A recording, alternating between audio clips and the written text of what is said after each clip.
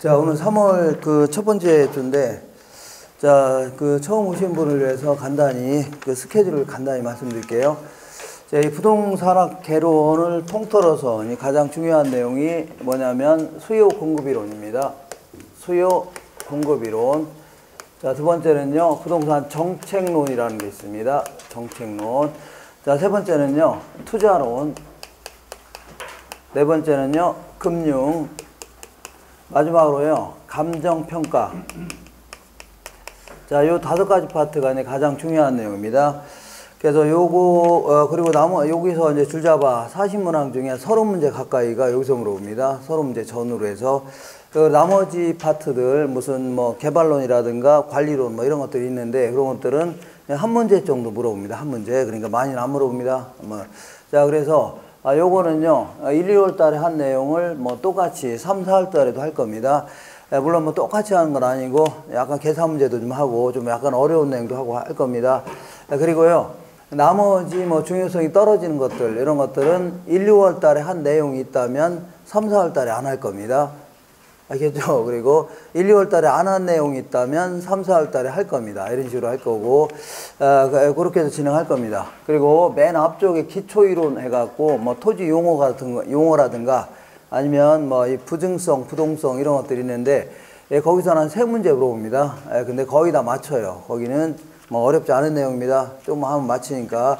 그거는 5월 달에 유학집을 드릴 거니까, 그거 가지고 해도 충분합니다. 그때 가서 해도 되고, 처음 오시는 분들은요, 그거 안 해도 돼요. 안 해도 되고, 그 나중에 5월 달에 해도 상관없습니다. 공부하는데 전혀 지장이 없으니까 걱정 마세요. 이렇게. 자, 그래서 오늘은요, 이 기초이론이라고 맨 앞쪽에 있는 거, 요거는 안 하고, 이제, 이 나머지, 오늘은 이제 수요 공급이론 요거 할 겁니다. 요거.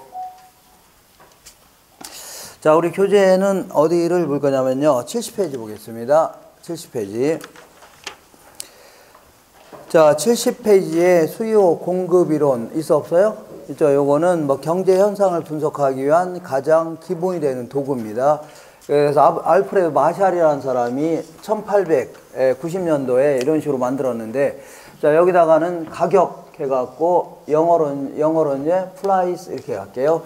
자, 가격 하면 이제 P 해주고 약속하는 겁니다. 그 다음에 여기는요, 수량 해서 이제 퀀터티 이렇게 얘기하는데, 요거는 뭐 소비량이 될 수도 있고 판매량이 될 수도 있고, 어쨌거나 Q 해주면요, 수량 이렇게 약속하는 겁니다. 그럼 우리 입장에서는 가격이 비싸면 이제 더 사려고 할 겁니다. 싸면요, 더 많이 살 수 있죠. 그러다 보니까 이러한 형태의 소비 행태를 보이는데, 요거를요, 뭐 수요, 이렇게 영어로는 demand 해갖고, 소비자 입장에서의 소비 행태, 이걸요, 수요 이렇게 합니다. 그 다음에 판매자 입장에서는 어떤 재화의 가격이 좋아지면 더 많이 만들려고 할 겁니다. 어떤 재화의 가격이 뚝뚝 떨어진다. 그럼 이런 거 만들려고 안 만들려고요? 안 만들려고 하죠. 그러니까 이러한 형태의 판매 행태를 보이는데, 요거를요, 공급, 판매자 입장에서의 판매 행태를요, 공급, 영어로는요, supply 이렇게 합니다. 자, 그러면 시장에서는요, 수요와 공급이 만나는 점, 요 점에서 균형을 이루게 됩니다. 이걸 equality 이렇게 합니다. 균형점 하의 가격을 균형 가격, 균형점 하의 수량을요, 균형 양, 균형 거래량, 균형 수급량, 이렇게 해서 이러한 틀을 가지고 다양한 경제 현상을 분석해 보겠다 그런 의미입니다. 그래서 공부할 내용은요, 의외로 좀 간단합니다. 의외로. 자, 맨 먼저 공부할 거는요, 이 수요가 뭐고, 이 수요 곡선 자체를 오른쪽 아니면 왼쪽으로 움직이는 요인들이 있습니다. 예를 들어 이 지역에 인구가 증가하거나 소득 같은 게 증가할 수 있죠. 그럼 이제 수요가 이렇게 증가합니다. 이런 거. 요걸 공부하는 게 첫 번째 목표입니다. 다시 할게요. 수요가 뭐고, 얘를 오른쪽으로 보낼 건지 왼쪽으로 움직일 건지 이렇게 움직이는 요인들이 있죠. 요걸 알아보는 게 첫 번째 목표고, 자, 두 번째는요, 공급은 또 뭐고, 얘를 오른쪽 아니면 왼쪽으로 움직이는 요인들이 있습니다. 예를 들어 뭐 이 공급자들의 기술이 무척 향상되거나 아니면 매도자 수가 이게 많아질 수 있죠. 그러면 이제 공급이 이렇게 증가합니다. 이거 알아보는 게 두 번째 목표고, 세 번째는요, 이 부수적으로 얘가 왔다 갔다 하거나 얘가 왔다 갔다 하게 되면 균형점도 변해 나갑니다. 예를 들어 이 지역으로 인구가 많아지거나 아니면 이 소득 같은 게 증가할 수 있죠. 그럼 이게 수요가 이렇게 오른쪽으로 이동합니다. 이렇게 이동하는 바람에 새로운 균형점은 여기서 여기로 바뀌었다는 얘기죠. 그러면 가격도 좀 올라가고 균형량도 증가한다. 이런 식으로 분석하는 겁니다. 자, 이렇게 해서 요거 알아보시고 이제 마지막으로 네 번째는 이 탄력성이라는 걸 공부할 겁니다. 탄력성. 자, 탄력성이라는 것은 어떤 가격이 변할 때 소비량이라든가 판매량이 때로는 크게 변할 수 있고 작게 변할 수 있죠. 이런 거를요, 탄력성 해줍니다. 예컨대 이제 쌀 같은 경우는 가격이 올랐다고 해서 밥을 안 먹을 수 있어 없어요? 없죠. 거의 안 들어온답니다. 거꾸로 가격이 폭락했다고 해서 애들한테 한 공기 먹던 걸 10공기 먹어라 할 수는 없는 거죠. 그러니까 거의 안 늘어난다는 얘기죠. 그러니까 어떤 제어는요, 가격이 변할 때 소비량이라든가 판매량이 크게 변할 수 있고 작게 변할 수 있는 거죠. 이런 거를요, 탄력성이라는 개념으로 공부할 건데, 요거는요 그래프를 통해서 또 알아볼 겁니다. 상대적으로 이렇게 완만한 형태로 그려지는 거를요 탄력적이다. 이렇게 이제 급한 형태로 그려진 걸요 비탄력적이다 해서 이런 형태로 이제 분석하는 겁니다. 이렇게 이 기울기를 가지고 이제 분석하는 겁니다. 자, 요거는요, 요것도 이고, 요것도 이제 이걸 일레터스 이렇게 합니다. 그래서 보통 이런 부를 많이 씁니다. 수요의 가격 탄력성, 공급의 가격 탄력성, 이런 식으로 해서 이러한 형태로 이제 공부할 겁니다. 자, 그래서 이러한 틀을 가지고 다양한 경제 현상을 분석하겠다. 그런 얘기입니다. 그래서 순서대로 그대로 진행할 겁니다. 1번, 2번, 3번, 4번, 이런 식으로. 알겠죠? 이렇게. 자, 그러면 순서에 따라, 거기 70페이지 보겠습니다. 부동산 수요 이론 해갖고, 순서에 따라. 자, 다시 한번 얘기하지만, 제가 이 얘기 한다 하더라도 결론은 뭐냐 하면, 수요 곡선 자체를 오른쪽 아니면 왼쪽으로 움직이는 거죠. 요거 알아보는 게 첫 번째 목표입니다. 그래서 맨 먼저 수요에 대해서 알아볼게요. 첫 번째. 수요라는 것은요, 사는 쪽에서 분석하는 거를요, 수요다 해줍니다. 사는 쪽. 자, 사는 쪽을 제가 이제 강조하는 이유는 파는 쪽 신경 쓰지 말라는 얘기입니다. 순전히 누구 입장이라고요? 우리 입장에서만 분석하는 거를 수요해 줍니다. 그렇지 않으면 상당히 헷갈려요. 그쪽에서 불쌍하니까 사주겠다는 게 아니라 그쪽은 무시하고 순전히 우리 입장에서만 따져보는 거를요, 수요다 해줍니다. 그래서 수요의 개념 정도는 알고 출발해 보자. 자, 수요라는 것은 뭐냐? 자, 수요라는 것은 내가 한 달에 맥주를, 오비 맥주가 한 1,500원 정도 한다길래 한 달에 한 50병 정도를 사 먹겠다. 이렇게 하는 거를요, 수요해 줍니다. 다시 할게요. 오비 맥주가 한 1,500원 한다길래 어떤 브랜드 맥주가 한 달에 한 50병 정도를 사 먹겠다 하는 거를요, 수요다. 뭐 굳이 써볼게요. 자, 수요라는 것은 일정 기간 동안에 오비 맥주가 있는데 1,500원 정도 한다길래 50병 정도를 구매하고자 하는 뭐 수량이다. 이 정도 해주면 되겠네요. 그리고 서비스 같은 경우는 예컨대 이제 병원 가서 내가 의료 서비스를 몇 개 받겠다 하진 않겠죠. 어느 정도를 서비스 받고자 하는 뭐 욕구다. 이런 표현이 훨씬 낫겠네요. 욕구다. 자, 여기 이제 수요의 정의가 될 수 있는데, 요거를 조금 자세히 알아보겠습니다.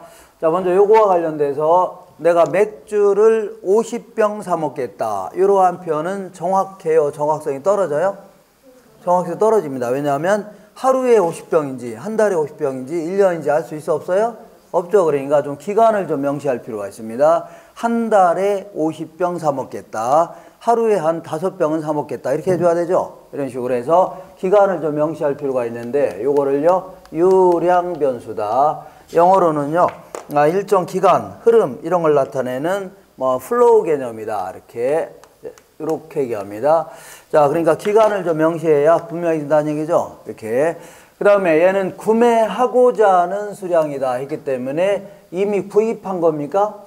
그건 아니죠. 구매하려고 의도된 수량을 얘기합니다. 이렇게.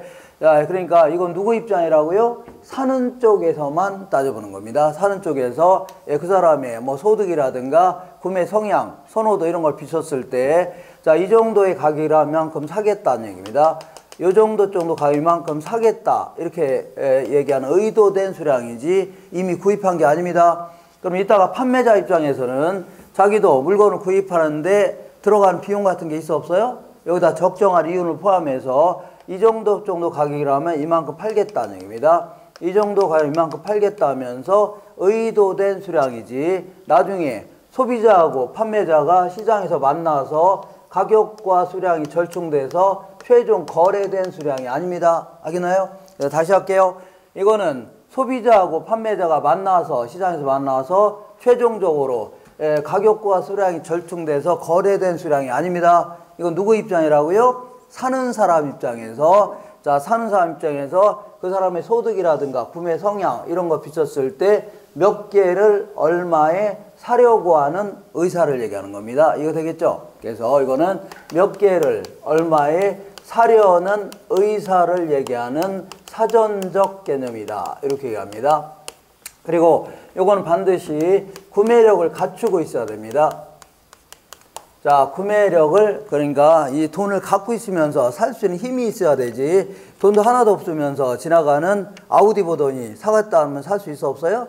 없죠. 아니면 지나가는 헬리콥터 보더니 사겠다 한다고 살 수 있어 없어요? 없죠. 그러니까 반드시 돈을 빌리든 어쨌거나 자기 돈이 많든 어쨌거나 살 수 있는 능력이 있을 때 시장에서 실질적인 소비량이 결정되는 겁니다. 이걸 구매력을 갖춘 수요를요, 유효 수요다.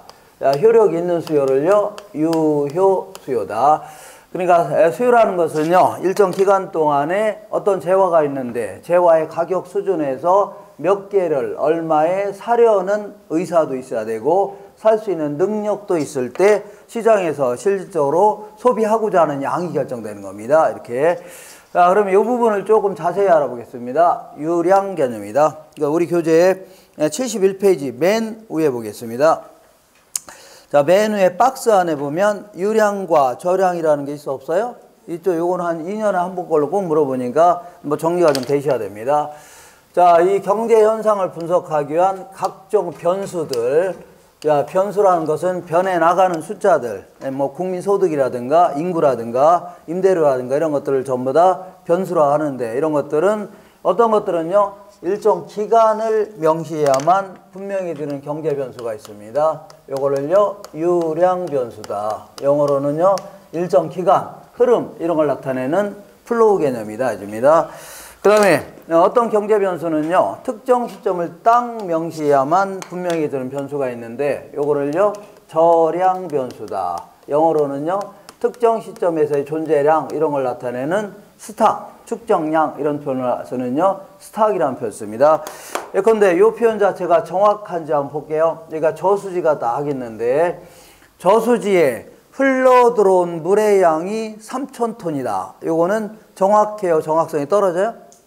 떨어집니다. 왜냐하면 이 1시간 동안 흘러들어온 물의 양인지 1년인지 100년인지 알 수 없는 거죠. 그러니까 말을 하려면 똑바로 해야 됩니다. 한 달 동안에 흘러들어온 물의 양이 한 3,000톤은 된다. 이렇게 해야 되겠죠? 이렇게 정확한 표현입니다. 이렇게 이제 기간을 명시할 필요가 있고, 이번에는 제가 얘기하는 표현 자체가 정확한지 한번 볼게요. 고여있는 물의 양이 100만 톤이다. 이거는 정확해요? 정확성이 떨어져요? 떨어집니다. 왜냐하면 물은 계속 흘러 들어오고 또 증발해서 올라갈 수 있는 거죠. 그러니까 항상 변할 수 있기 때문에 오늘 현재로 고여있는 물의 양이 100만 톤이다. 아니면 작년 말 기준으로 고여있는 물의 양이 뭐 몇 톤이다 이렇게 해줘야 되죠. 이런 걸 뭐라 한다고요? 저량 변수라는 겁니다. 이해되셨죠? 이렇게. 자, 그래서 어떤 아줌마가 동네 아줌마를 모아놓고 우리 남편 급여가 1,000만 원이다 했더니 동네 아줌마가 부러워했다는 얘기죠. 알고 봤더니 부러울 게 있어 없어요? 없습니다. 알고 봤더니 이게 월급이 아니라 연봉이었다는 얘기죠. 말을 하려면 똑바로 해야 됩니다. 이런 식으로 우리 남편 월급이 얼마입니다. 연봉이 얼마입니다. 아니면 한 달의 급여가 얼마 이렇게 해줘야 되죠. 그래 정확할 거 아닙니까? 그래서 이런 식으로 이렇게 해서 소득 같은 거 이런 것들은 반드시 기간을 명시할 필요가 있습니다. 뭘 명시한다고요? 기간. 이렇게 소득 같은 경우에. 자, 이번에는 울산 지역의 인구가 68만 3,325명이다. 이거는 정확해요? 정확성이 떨어져요? 떨어집니다. 왜냐하면 인구는 계속 변해요? 안 변해요? 변하죠. 어제 이사 온 사람도 있고 내일 또 이사 간 사람이 있죠. 그러니까 말을 하려면 이렇게 해야 됩니다. 오늘 현재로 인구가 68만 2,325명이다. 아니면 작년 말에 인구조사했더니 62만 3,325명이다. 이렇게 해줘야 되죠. 이런 식으로 해서 기간을 딱 명시할 필요가 있다는 얘기죠. 이걸 뭐라고요? 저량 변수다. 그래서 대표적인 게 이제 인구수 이렇게 생각하시면 돼요. 자, 그래서 이런 것들이 자주 물어보는데 거기 71페이지에 위쪽에 그 박스 하나 있어 없어요? 이런 거 읽고 있으면요 문제 못 풉니다. 이렇게 조잡스럽게 잡다하게 써 있는 거 이런 거 하게 되면 문제 풀기 힘들어요. 그래서 항상 시험에 나오는 내용 있죠. 요거 위주로만 몇 가지씩 딱딱 정리하셔야 돼요. 자, 그래서 인구 소득이라든가 아니면요 임대료 같은 경우 이런 것도 마찬가지로 임대료 하면 얼마다 할 때는 한 달간의 임대료가 얼마다 아니면 연간 임대료가 얼마다 이렇게 해줘야 됩니다. 그 다음에 이자 같은 경우에도 이자는 얼마다 할 때는 보통 이제 한 달간의 임대료가 얼마입니까? 얼마다 아니면 1년간의 임대료가 얼마다 이렇게 해줘야 되죠. 예, 그리고 소비량 같은 경우도 마찬가지입니다.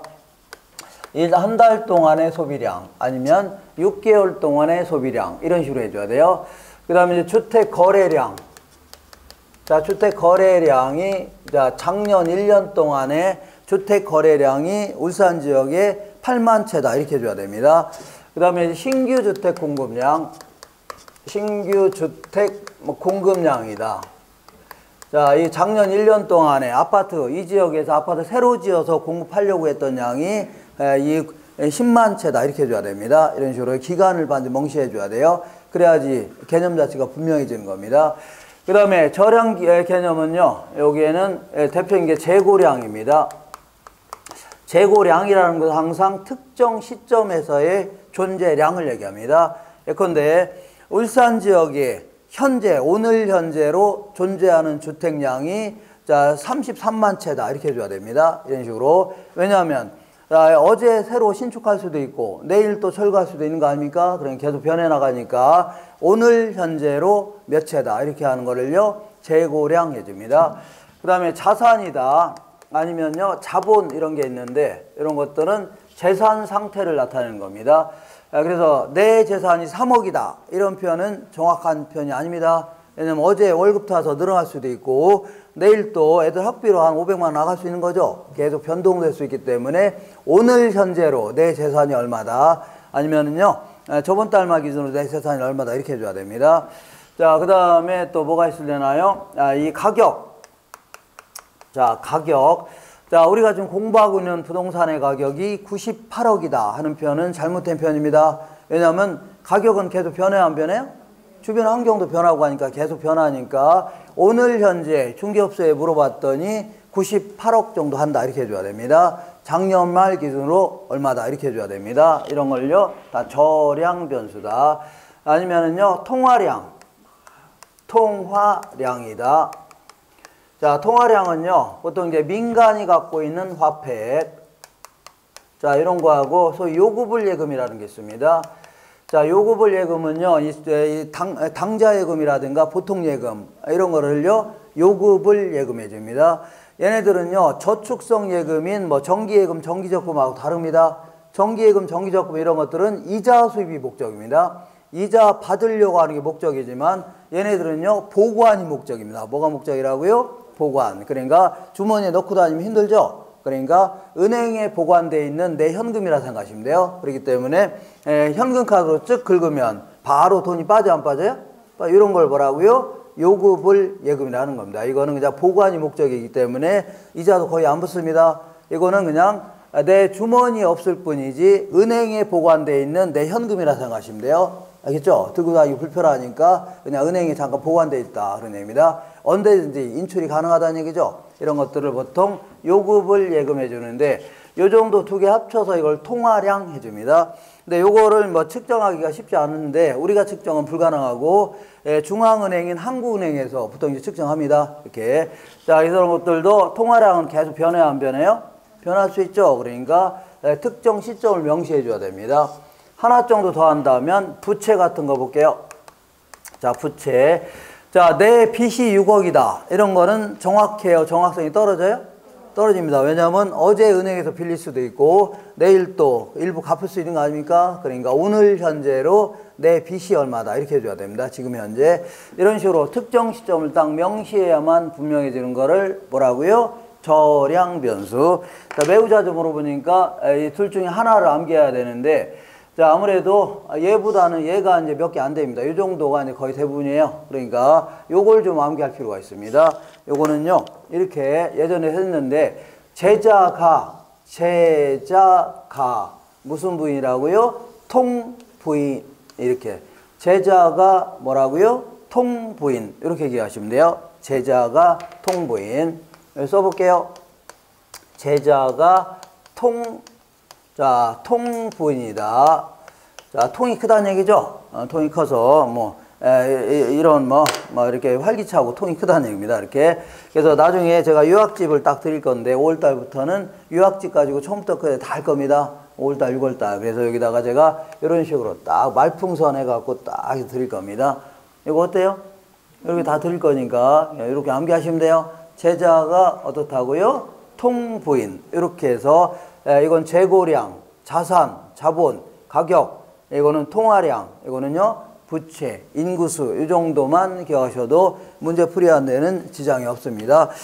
자, 문제를 통해서 확인해 볼게요. 71페이지 딱 중간 정도에 보면 기출문제 있어 없어요? 있죠. 자, 노동자의 소득, 가계 소비, 신규주택 공급량, 노동자의 임금은 소득을 얘기합니다. 그 다음에 가계 소비량, 가계 소비량을 얘기합니다. 소비량 있죠? 이런 거라든가 아니면은요, 신규주택 공급량 이런 것들은요 유량 개념에 해당되고, 그 다음에 가계 자산 통화량, 그 다음에 자본, 자산, 자본, 통화량 이런 것들은 어디에 속한다고요? 저량에 속하는 겁니다.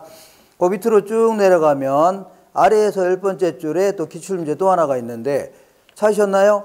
수요량은 찾았나요? 일정 기간에 실제로 구매한 수량이 아니라 구매하고자 의도된 수량이다. 이렇게. 자, 맨 아래쪽에 보겠습니다. 지금 하지 않는 거는 나중에 하든가 제가 시장로 이런 데서 할 거니까 맨 아래줄에 볼게요. 유효 수요라는 것은 구매력을 갖춘 수요를요 유효 수요해 줍니다. 읽어볼게요. 유효 수요란 구매 의사뿐만 아니라 반드시 지불 능력을 필요로 하는 수요이죠. 살 수 있는 힘이 있어야 된다는 얘기입니다. 이걸요 유효 수요다 이렇게 표현합니다. 되셨죠? 이렇게 해서 간단히 수요의 정의를 알아봤습니다. 그리고 한 장 넘기시면 72페이지 맨 위쪽에 주택 저량, 주택 유량 이런 게 있는데 이런 것들은 나중에 시장론에서 할 겁니다. 그래서 제가 가다가 이제 넘기는 거 있죠? 요것들은 다른 파트에서 하든가 아니면은 간단한 것들은요 유학집 가지고 나중에 5월달, 6월달 할 거니까 걱정 마세요. 그리고 아예 5월달, 6월달에도 안 한 게 있다 그러면 이거는 시험에 안 나오는 내용입니다. 안 나오면 걱정 마세요. 이렇게. 자, 이렇게 해서 수요의 정의를 알아봤네요. 수요라는 것은 일정 기간 동안에 몇 개를 얼마에 살려는 의사도 있어야 되고 살 수 있는 능력 이런 걸 골고루 갖췄을 때 시장에서 사고자 하는 양이 결정되는 겁니다. 이렇게. 자, 그리고 제자가 통부인 이런 식으로 해서 정리해 주시면 돼요. 다른 거 할 필요 없습니다. 제자가 통부인.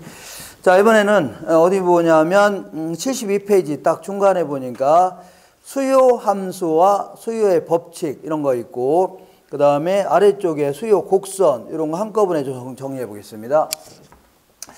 자, 지금부터 수요 함수라는 거에 대해서 알아보겠습니다.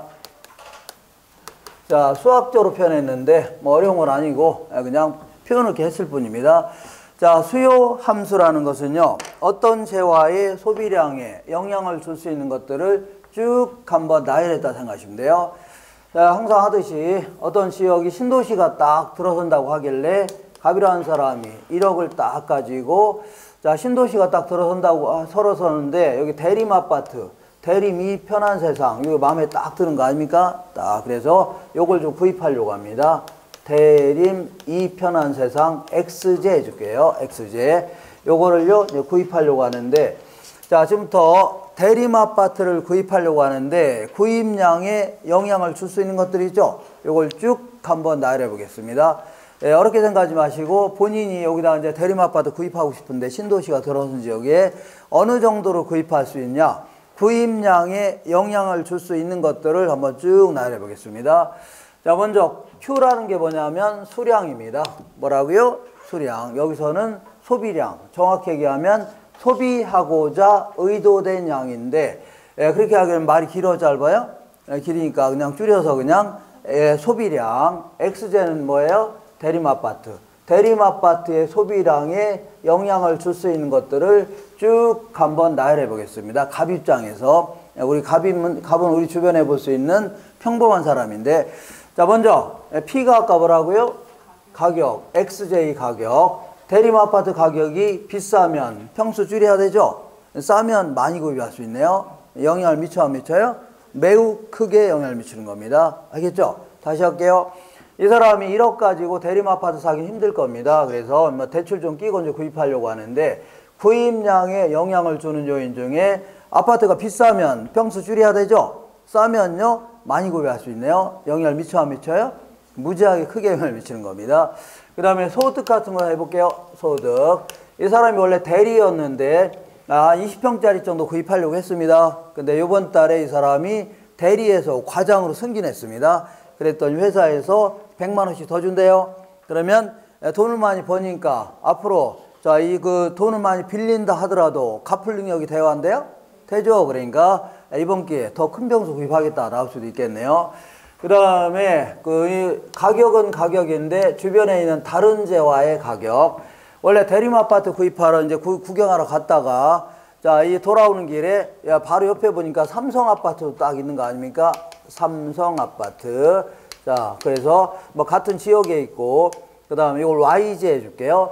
같은 지역에 있고 내부 설비도 거의 비슷하길래 자, 전화해서 물어봤더니 얘보다는 얘가 훨씬 싸게 분양한답니다. 그러면 요거 살래다. 요거 살 수 있어 없어요?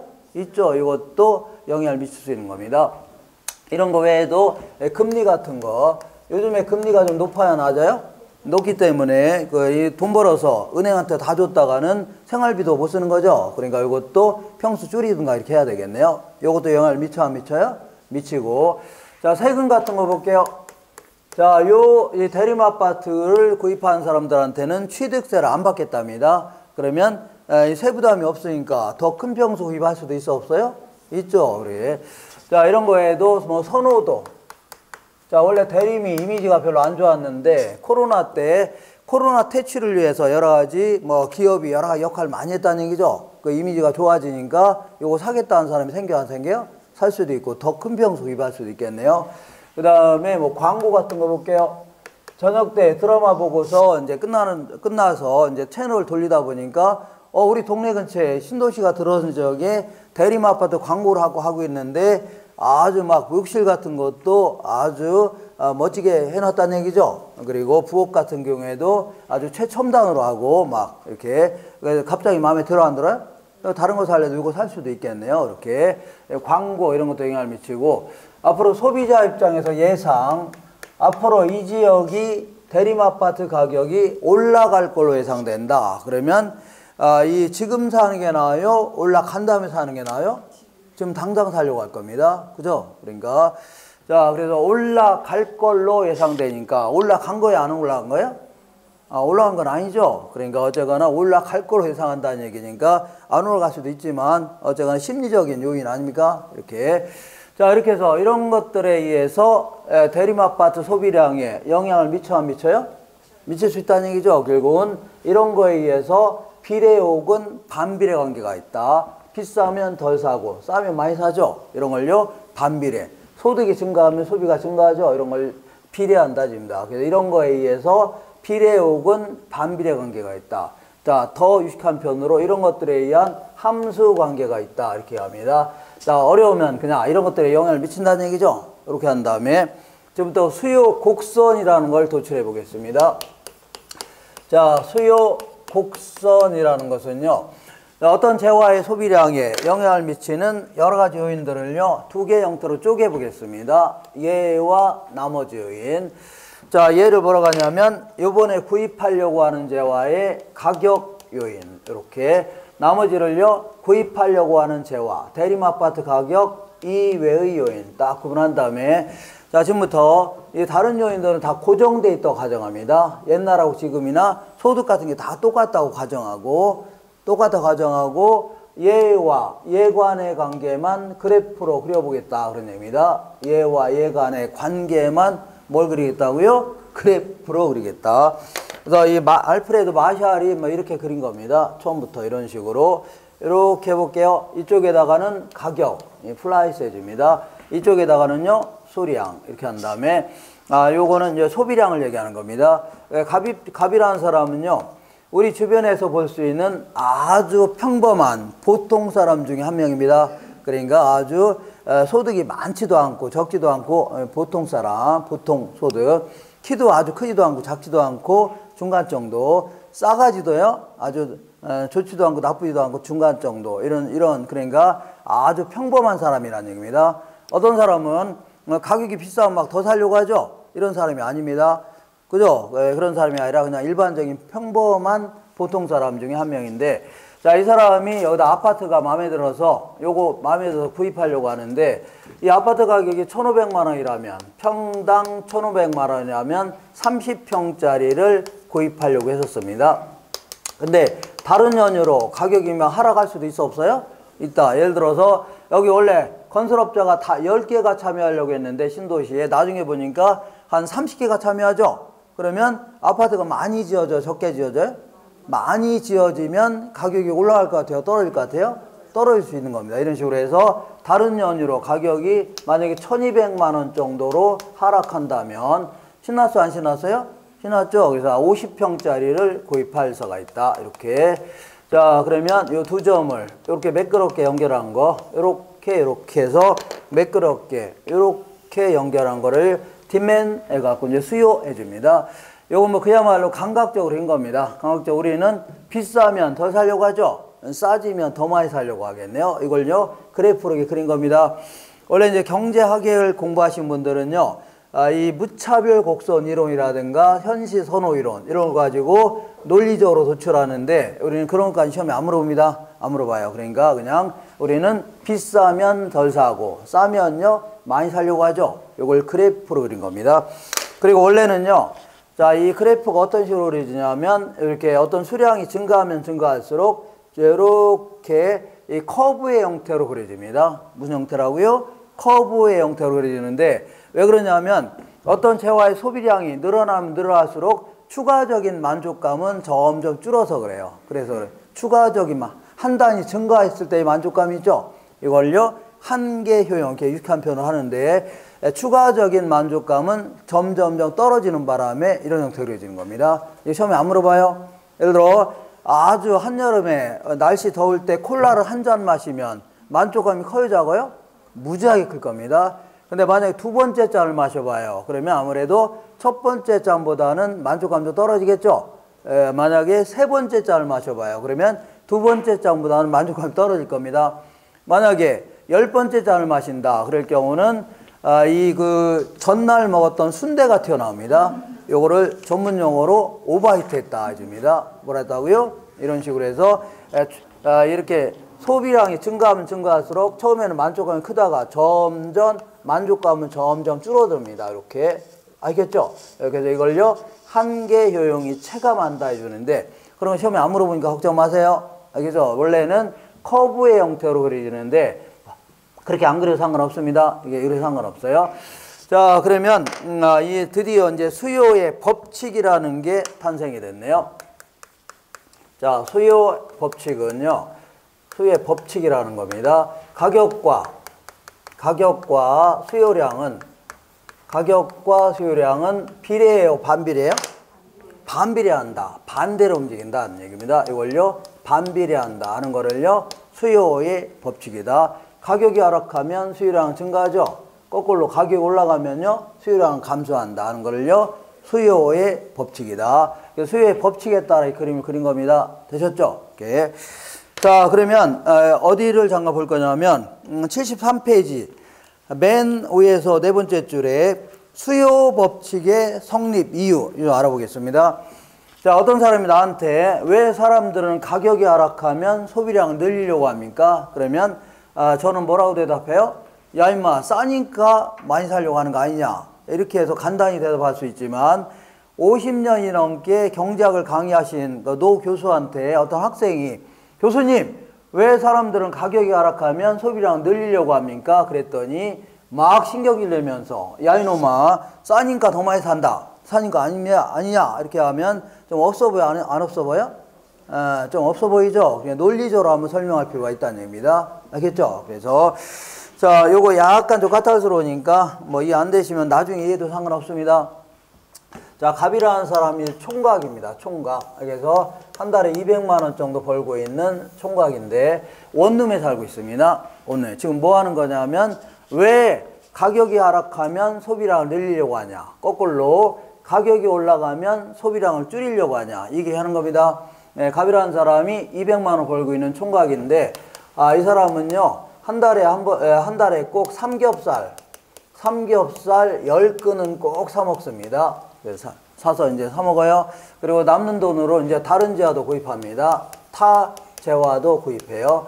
자, 임대료 내고 이렇게 해야 될 거 아닙니까? 이렇게 이제 소비하고 있는데 자, 만약에 삼겹살 가격만 다른 재화는 가격이 그대로인데 삼겹살 가격만 하락했다고 치자. 뭐만 하락했다고요? 삼겹살의 가격이 하락했다고 치자. 그러면 자, 다른 재화는 상대적으로 비싼 꼴이 된 겁니다. 이 사람이 사는 목록 중에 삼겹살 가격만 하락했죠? 그러면 다른 재화는 상대적으로 어떻다고요? 비싼 꼴이 된 겁니다. 그래서 사람들은 상대적으로 비싼 걸 덜 소비하고 싼 걸 많이 소비하려고 한다는 얘기죠. 이걸 뭐라고 하냐면 대체 효과다 이렇게 표현합니다. 무슨 효과라고요? 대체 효과. 자, 그러니까 어떤 사람이 10만 원 가지고 저녁 때 이제 5시쯤에 6시쯤에 이마트에 가갖고 삼겹살 한 근하고 다른 재화를 구입하러 갔어 안 갔어요? 갔는데 저녁 때 한 7시 6시쯤에 보니까 어떤 아저씨가 마이크 들고 삼겹살이 반값으로 떨어졌다는 얘기죠. 소리 꽥꽥 지르고 할 거 아닙니까? 그럼 총알같이 가요 안 가요? 네, 가서 다른 재화는 그대로인데 삼겹살 가격만 하락했죠? 그럼 다른 거 좀 덜 사고 삼겹살 한 5근 정도 사려고 합니다. 본인이 한번 할게요. 자, 삼겹살 가격만 하락했으면 다른 거 좀 덜 사고 삼겹살을 2근이 아니라 5근 살 수 있다는 얘기죠. 이런 걸 뭐라고요? 대체 효과라는 겁니다. 자, 맨날 기름집 가서 이제 그 기름 넣다가 휘발유 가격이 1,800원이었는데 어느 날 가서 한 3만 원어치 항상 넣고 다녔는데 어느 날 갔더니 1,500원으로 갑자기 하락했어 안 했어요? 그러면 그 알바한테 그럴 겁니다. 가득 넣어주세요 이럽니다. 뭐라고요? 가득. 그래서 우리는 일반적으로 어떤 재화 가격이 하락하면요 그 재화를 소비를 늘리려고 합니다. 이걸 뭐라 한다고요? 대체 효과 해줍니다. 그래서 우리 경제학은요 1000명이 어떤 행동을 했을 때 한 970명이 이런 행동을 보인다. 그럴 경우는 일반화된 이론을 만들 수가 있는 겁니다. 알겠죠? 그러니까 우리는 상대적으로 비싼 거 덜 사고요. 싼 걸 좀 많이 사려고 합니다. 이거 무슨 효과라고요? 대체 효과. 그럼 이번에는 대체 효과는 없다고 치자. 없다고 치고 삼겹살 가격은 반값으로 떨어졌죠? 그럼 옛날이나 지금이나 삼겹살 10근하고 다른 재화를 똑같은 양을 소비한다고 치자. 그래도 돈이 남아 안 남아요? 자, 다시 할게요. 대체 효과는 없다고 치고 삼겹살 가격만 하락했죠? 그러면 옛날이나 지금이나 삼겹살이나 다른 재화를 똑같은 양을 소비한다 하더라도 돈이 남아요 안 남아요? 남습니다. 왜냐하면 삼겹살 가격이 반값으로 떨어졌잖아요. 그러니까 돈이 남아요 안 남아요? 남는다는 얘기죠. 그러면 물건을 더 살 수 있는 기회가 생긴 겁니다. 알겠죠? 그러니까 사람들은 똑같은 월급 타서 더 많이 물건을 살 수 있는 기회가 생긴 겁니다. 이걸요 소득 효과다 해줍니다. 물건을 더 살 수 있는 효과가 나타날 수 있다는 얘기죠. 그래서 다른 재화가 됐든 자 삼겹살이 됐든 더 많이 살 수 있죠. 이런 걸 뭐라고요? 소득 효과다 해줍니다. 자, 다시 한번 정리할게요. 왜 어떤 재화의 가격이 하락하면 소비량을 늘리려고 하냐면 다른 재화에 비하여 싸졌기 때문에 첫 번째. 두 번째는요 소득이 증가된 효과가 있어서 소비를 늘리려고 하는 겁니다. 되셨죠? 이거 약간 어려우니까 자 너무 어려우면요 어떻게 하라고요? 일단 제꼈다가 나중에 몇 번 할 겁니다. 그때도 상관없어요. 이렇게 자꾸 이제 본질에서 자꾸 벗어나는 걸 하게 되면 자 머리가 이제 엉망이 되면서 공부하기 싫어집니다. 그러니까 자꾸 큰 흐름에서 자꾸 벗어나면 돼야 한대요. 안 됩니다. 큰 흐름 내에서 자꾸 생각하셔야 돼요. 자, 요거는 나중에 정책론이고 뭐 몇 번 나올 거니까 걱정 마세요. 자, 이번에는요, 우리 교재 잠깐 뒤로 넘어갔다 오겠습니다. 잠깐 넘어가면, 어디냐면요, 79페이지. 79페이지 맨 아래쪽에 이 박스 하나가 있는데, 그래프. 개별 수요 곡선과 뭐가 있다고요? 시장 수요 곡선. 요거 알아보겠습니다. 자, 지금부터 개별 수요 곡선과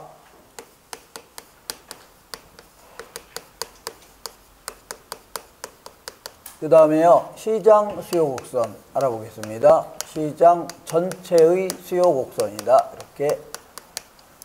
이렇게 보겠습니다. 자, 지금 이 지역에 대림아파트 살려는 사람이 딱 2명밖에 없다고 치자. 딱 갑과 을밖에는 없다고 치자. 갑과 을, 이렇게. 자, 을이라는 사람은요, 이 돈이 많지는 않습니다. 자, 지금부터 대림아파트 살려는 사람이 몇 명이라고요? 딱 2명밖에 없다고 치자. 근데 을이라는 사람은 돈이 많지는 않습니다. 그래서 어쨌거나 1,500만 원일 때는 자, 20평짜리를 구입하려고 했습니다. 몇 평짜리라고요? 20평. 그 다음에 1,200만 원으로 떨어진다면 30평짜리를 구입할 수가 있다. 이렇게. 자, 이렇게 해서 이 두 점을 이렇게 연결한 거를요, 누구의 수요곡선이라고요? 을이라는 사람의 수요곡선이 되겠네요. 맞죠? 근데 시장에서 대림아파트 살려는 사람이 2명밖에 없다고 했죠? 이게 두 사람의 수요곡선을 수평적으로 이렇게 가격대별로 이렇게 수평적으로 합친 거, 이걸 뭐라고요? 시장 수요곡선 해줍니다. 한번 그려볼게요. 이렇게 그린다면 요거는요, 시장 전체 수요곡선. 자, 가격 요거는요, 수량인데 먼저 1,500만 원이라면, 가격이 1,500만 원이라면 갑은 몇 평짜리 살려고 했어요? 30평. 을은요, 20평 합쳐서 50평 정도를 소비하려고 하네요. 시장 전체에서는. 그 다음에 1,200만 원을 하락하니까 갑은 몇 평짜리예요? 50평. 을은요, 30평 합쳐서 자, 이 80평을 소비하려고 하네요. 80평. 이렇게. 그러니까 두 점을 이렇게 매끄럽게 연결한 거, 이걸 뭐라고요? 시장 전체 수요곡선 해줍니다. 자, 그래서 이렇게 자, 그 한 3달 전에, 4달 전에 예, 그 기출문제로 나왔는데, 그것도 시장 수요곡선은요, 개별 수요자의 수요곡선을 수직으로 합친 거예요? 수평적으로 합친 거예요? 옆으로 이렇게 합친 거 아닙니까? 이거 물어봤습니다. 이런 거 물어봅니다. 뭐 대단한 거 물어본 게 아니에요. 자, 이렇게 해서, 그러니까 개별 수요곡선보다는 그림을 그리게 되면 좀 완만한 형태로 그려집니다. 이거 좀 그런데, 어떻게 그린다고요? 완만한 형태로 그린다. 이거 아시고. 근데, 그러니까 개별 수요자들의 수요곡선을요, 이게 수평적으로 합친 거 있죠? 이걸 뭐라 한다고요? 시장 수요곡선. 이렇게 합니다. 근데 지금은요, 2명밖에 없다고 가정했지만, 실제는 대림아파트 살려는 사람이 이거보다 훨씬 많아요, 저거요? 무지하게 많을 겁니다. 그럼 이 사람의 수요곡선을 전부 다 합쳐야 돼요? 합쳐야 됩니다. 만약에, 자, 이 지역에 있는 다른 아파트도 있어, 없어요? 있죠? 신도시에는 모든 아파트에 대해서 살려는 사람들 있죠? 요걸 전부 다 합치게 되면, 신도시에는 모든 아파트에 대한 시장 수요곡선이 나올 겁니다. 그때는요, 곡선 자체가 이쪽으로 후방 어디까지 가요? 한 3km 가 있을 겁니다. 그러면 나중에 공급 곡선하고 하나의 그래프로 집어넣고서 분석해야 되는데, 자, 그때는요, 부호를 좀 바꿔야 됩니다. 뭘 바꾸라고요? 부호. 몇백만 평, 몇천만 평, 이렇게 바꿔서 하나의 그래프로 집어넣으시면 돼요. 자, 여기서는 이것만 하시면 돼요. 한 사람 한 사람의 수요곡선을 뭘 한다고요? 개별 수요곡선. 그 다음에 이 사람들의 수요곡선을 전부 다 합친 거 있죠? 이걸 뭐라고요? 시장 수요곡선 해줍니다. 자, 그러면 오늘 이 시간에 제일 중요한 거를 공부할 겁니다. 요거 하려고 여태 이런 얘기 저런 얘기 했던 겁니다. 이런 얘기 저런 얘기 잡다한 얘기. 어디를 볼 거냐면 거꾸로 돌아오셔서 다시. 자, 어디냐면요, 거기 74페이지 맨 위쪽에 수요량의 변화와 요거 하려고 여태까지 했던 겁니다. 그 다음에 수요의 변화. 요게 이제 가장 중요한 얘기입니다. 우리 첫 시간에 여기 이제 핵심이 요겁니다. 요거 하려고 했던 거예요. 자, 요거는 뭐 잠깐 쉬었다 하겠습니다. 잠깐.